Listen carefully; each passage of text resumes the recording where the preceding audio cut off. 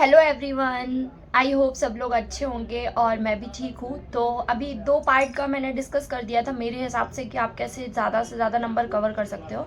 और एक चीज़ खासकर उन लोगों के लिए जिनका पेपर अभी इस वीक में है या नेक्स्ट वीक में है, उनके पास बहुत कम टाइम है। तो एक इम्पॉर्टेंट चीज़, यूट्यूब पे टाइम बिल्कुल मत देना। अभी यूट्यूब पे बिल्कुल कम से कम टाइम दो और या मत दो, ठीक है। क्या कर सकते हो, जो आपके नोट्स हैं, जो आपके टेस्ट हैं, आप उसको दो। जो टेस्ट आप दे चुके हो उसी टेस्ट को फिर से दो, ताकि आपने पिछली बार जो क्वेश्चन गलत किए थे वो अभी दोबारा गलत कर रहे हो क्या या सही कर रहे हो, है ना। क्योंकि पिछली बार आपने टेस्ट दिया था तब हो सकता है आपके 150 नंबर आए हो या उससे कम या उससे ज़्यादा आए हो। तो इस बार हो सकता है और अच्छे नंबर आए उसको। तो जो टेस्ट दे चुके हो उसी टेस्ट को रिवाइज करो, ठीक है। और जैसे कि सीडीपी की बात करते हैं ना, आज आज के इस वीडियो में आपको मैं इसका बता दूंगी, किसका, प्रबंधन का, ठीक है। प्रबंधन का कंप्लीट कर लेंगे अपन। थर्ड पार्ट जो है अपना कम्युनिकेशन और लीडरशिप वाला, इसका मैं बता दूंगी कैसे इसमें क्या पढ़ के आप नंबर निकाल सकते हो यहाँ से। और फिर इसके बाद फोर्थ पार्ट सीडीपी का शाम तक आपको वीडियो मिल जाएगा, ठीक है। तो देखो, तीसरे पार्ट का सिलेबस अपना ये है, ठीक है। तो जब पेपर में आपको ना कोई भी पैराग्राफ मिलेगा तो उसको बहुत आराम से पढ़ना और बहुत आराम से उसका आंसर करना। सारे आंसर उस पैराग्राफ के अंदर ही आपको मिल जाएंगे, ठीक है।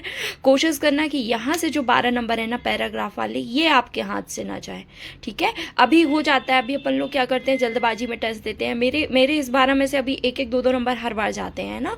तो ये हो जाता है क्योंकि इसको अपन क्या करते हैं, लास्ट के लिए रखते हैं। बच्चे खेल रहे हैं आसपास, यहाँ वहाँ ध्यान है, साथ में पेपर अपन पैराग्राफ पढ़ के आंसर कर रहे हैं, तो गलत बन जाता है। लेकिन पेपर में इसको बहुत आराम से करना है। ये 12 के 12 नंबर आपके होने चाहिए, ठीक है। और सबसे इम्पॉर्टेंट इसमें MCQs, जो PYQ वाले हैं, वो कंटिन्यू, मतलब PYQ जिसके पास जितने दिन बचे हैं कंटिन्यू PYQ पढ़ो तीसरे पार्ट से। इसमें आप PYQ के अलावा और कोई सोर्सेस नहीं है।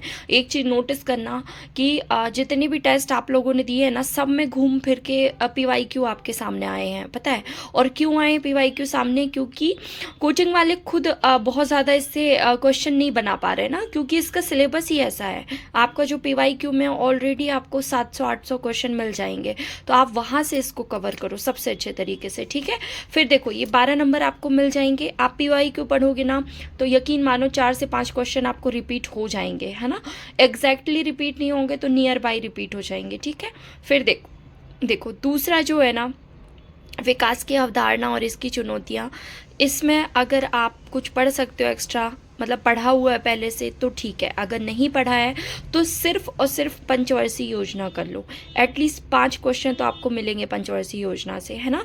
तो 5 क्वेश्चन कर लो पंचवर्षीय योजना से, मतलब पूरी पंचवर्षीय योजना याद कर लो, आपको 5-6 नंबर मिल जाएंगे। उसके अलावा जो बचेगा उसको आप अपने हिसाब से कहीं ना कहीं पढ़ा होगा, टेस्ट में देखा होगा क्वेश्चन, तो कर लोगे आप, है ना।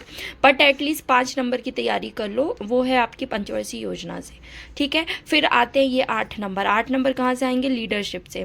सबसे पहले देखो, हर इसमें परिभाषा दी हुई है, सभी में परिभाषा दी हुई है। कम से कम 10-10 परिभाषा याद कर लो, ठीक है। मैंने लगभग 10-10 डेफिनेशन सबकी याद की हुई है। 10 से ज़्यादा अगर हो रही है तो ठीक है, नहीं तो 10, जो पहले से पढ़ रहे हैं उनको एटलीस्ट इतना याद होगा, है ना। जो अभी स्टार्ट कर रहे हैं ना, तो आप एक काम करो, PYQ में जितनी डेफिनेशन आई है आप उतनी पढ़ लो। और मैं बहुत जल्दी एक वीडियो लाऊंगी जिसमें बहुत शॉर्ट में डेफिनेशन याद कराऊंगी। मतलब जिसने डेफिनेशन दी है उसका नाम और सामने उसके सिर्फ 3 या 4 शब्द, जिससे आप उसमें एग्जाम में आप उसको पकड़ सकते हो डेफिनेशन को, ठीक है। वो मैं बहुत जल्दी वीडियो लाऊंगी तो उससे हेल्प हो जाएगी आपकी। देखो यहाँ पे क्या पढ़ना है, सबसे पहले लीडरशिप में आपको इसकी डेफिनेशन पढ़ना है। फिर नेतृत्व की क्षमता, जैसे कि आपने देखा ना, इसके सिद्धांत पढ़ोगे जब, तो किसी ने कहा कि जन्मजात क्षमता होती है लीडरशिप। फिर किसी ने कहा कि नहीं, जन्मजात नहीं होती है, नेता परिस्थिति के बाद बनते हैं। मतलब कोई कठिन परिस्थिति आती है, उसमें आप कैसे रिएक्ट करते हो, उसके बाद आप में वो क्षमता आती है कि आप लीड कर सकते हो, है ना। तो ये जो इसके सिद्धांत है ना, वो क्षमता और सिद्धांत मतलब एक दूसरे से इंटर रिलेटेड है। तो आप इसको बहुत अच्छे से पढ़ लेना, ठीक है। मतलब एटलीस्ट इतना पढ़ लेना कि जैसे ट्रीटमेंट थ्योरी है, ट्रीटमेंट थ्योरी क्या कहती है, जैसे कि परिस्थिति जन्य सिद्धांत है तो वो क्या है, तो कम से कम इतना पढ़ लेना। ठीक है। फिर आता है इसमें समन्वय, समूह कार्य, टीम वर्क। जैसे पिछली बार क्वेश्चन आए थे टीम वर्क के कि नॉर्मिंग टीम वर्क का हिस्सा है कि नहीं, फॉर्मिंग, एडजर्निंग, है ना। तो 5 चरण होते हैं टीम के, टीम जब बनती है तब। फिर टीम वर्क आपस में करोगे तो पिछली बार क्वेश्चन आए थे जैसे कि गोपनीयता, गोपनीयता टीम वर्क में नहीं होती, क्योंकि आपको टीम वर्क करना है तो आप कुछ भी चीज़ें छुपा के नहीं रख सकते हो। तो मतलब बेसिक थ्योरी जो होती है आपकी, है ना। तो आप क्या करो, जिनके पास अभी कुछ भी मटेरियल नहीं है, समूह में देखो पिछली बार बहुत क्वेश्चन आए थे, जैसे सोरोकिन ने 2 टाइप बताए समूह के, है ना। कूल्हे का वर्गीकरण और जितने भी अपने 2-3 हैं जो मेन इंपॉर्टेंट वर्गीकरण है समूह के। तो टीम का, समूह का आपस में डिफरेंस क्या होता है ना। कौन से संस्थागत वो कहलाता है, कौन सा फॉर्मल कहलाता है, इनफॉर्मल कहलाता है, ये सब पढ़ लेना, थोड़ा सा पढ़ लेना ना। फिर सबसे मेन इसमें आपको पता क्या है, इसकी लीडरशिप की क्वालिटी, डेफिनेशन, उसके टाइप और आपका टीम वर्क में क्या चीज़ें होती हैं और क्या चीज़ें नहीं होती हैं, और इसके प्रकार किसने कितने बताए हैं। ठीक है, यहाँ पे लीडरशिप के प्रकार किसने कितने बताए हैं और यहाँ पे टीम के कितने प्रकार बताए हैं। ठीक है। फिर आते हैं कम्युनिकेशन। देखो कम्युनिकेशन से बहुत क्वेश्चन बनते हैं। इसमें सबसे ज़्यादा जो कंफ्यूज करते हैं ना, वो मॉडल करते हैं आपको। देखो सबसे पहले इसकी परिभाषा, है ना। आप किसी भी कंडीशन में परिभाषा तो छोड़ ही नहीं सकते हो, आपको परिभाषा पढ़नी ही पड़ेगी। और आप मान के चलो कि सामुदायिक संगठन और समूह, संप्रेषण और लीडरशिप, इन सबको मिला के कम से कम 5 डेफिनेशन आपको मिल जाएगी, आराम से मिल जाएगी 5 डेफिनेशन। ठीक है। तो देखो अगर आपने 10 डेफिनेशन पढ़ी है ना, तो एटलीस्ट आपको ये तो पता होगा ना कि जो ऑप्शन में आपको नाम मिल रहे हैं उसने ये डेफिनेशन नहीं दी है। तो अगर आपने जो पढ़ी है वो नहीं भी आई डेफिनेशन, तो आप वो कट तो कर पाओगे ना ऑप्शन।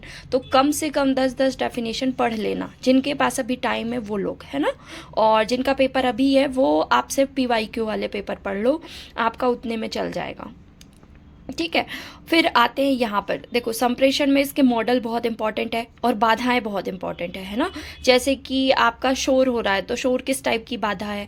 जैसे आपका कोई टेक्निकल इशू आ गया, आप संप्रेषण कर रहे थे, आपने किसी को मेल भेजा, सामने वाले को मेल मिला नहीं, तो वो किस टाइप का अवरोध कहलाएगा, है ना। फिर दूसरी चीज़ की ये तत्व, इसमें जब मॉडल पढ़ोगे ना तो इतना जरूर पढ़ लेना, जैसे अरस्तु के मॉडल में 3 तत्व थे, फिर SMCR मॉडल में कितने तत्व हैं। तो जितने भी मॉडल्स पढ़ोगे ना, मॉडल्स के नाम कि ये लीनियर मॉडल है या लेन देन मॉडल है या मतलब और जो टाइप होते हैं वो वाला मॉडल्स है, और प्लस इस मॉडल के अंदर क्या क्या है, तत्व कितने कितने हैं, हर एक मॉडल में पढ़ लेना। किस मॉडल में किस चीज़ को इम्पोर्टेंस बताया है उसने, कम से कम इतना पढ़ लेना। ठीक है। जैसे कुछ मॉडल है जिसमें एनकोडिंग डिकोडिंग की बात नहीं हुई है, कुछ मॉडल्स है जिसमें इन्वायरमेंट को फैक्टर माना गया है, बहुत इंपॉर्टेंट फैक्टर माना गया है। तो ये चीज़ें ध्यान रखना। ठीक है। सामुदायिक संगठन, देखो सिद्धांत आपको सबके पढ़ने हैं, चाहे वो लीडरशिप के पढ़ने हो, इसके पढ़ने हो, है ना। इसके अंदर कुछ चीज़ें हैं जो इसमें नहीं दी हुई हैं, पर वो आएगा। जैसे समुदाय के अंदर आपका ग्रामीण समुदाय, नगरीय समुदाय दोनों आएंगे, है ना। और फिर आपके सामुदायिक संगठन की परिभाषा भी आएगी, है ना, उसके सिद्धांत भी आएंगे। फिर लोगों की भागीदारी, जो आपके सामुदायिक विकास कार्यक्रम होते हैं, इसके कुछ चरण होते हैं। पिछली बार क्वेश्चन वहाँ से बना था। मोबिलाइजेशन भी 2-3 टाइप का होता है। एक जब किसी का स्टेटस ही बदल जाता है, जैसे देखते हो ना, रोडपति करोड़पति बन गया, करोड़पति रोडपति बन गया, तो वो मोबिलाइजेशन का एग्जाम्पल है। अपनी जो भारत की जाति व्यवस्था है वो मोबिलाइजेशन का वो है ना। तो ये चीज़ें बहुत अच्छे से देख लेना। और जिनके पास कम टाइम है उनसे मेरी यही है कि आप PYQ पढ़ लो, आपका काफ़ी हद तक रिवीजन हो जाएगा। और आप फिर उसके बाद अगर आप जल्दी कर सकते हो, है ना, तो पूरे PYQ याद करने के बाद सिर्फ इतना कर लेना कि सबकी डेफिनेशन एक एक बार देख लेना, है ना। लास्ट टाइम पे क्या है, जैसे जिसका पेपर कल या परसों है ना, उसका ब्रेन भी बहुत फास्ट चल रहा होगा, तो आप थोड़ा सा कर लेना ना। पंचवर्षीय योजनाएं बिल्कुल मत छोड़ना, हर एक फैक्ट आप जितना कर सकते हो उतना आप कर लेना।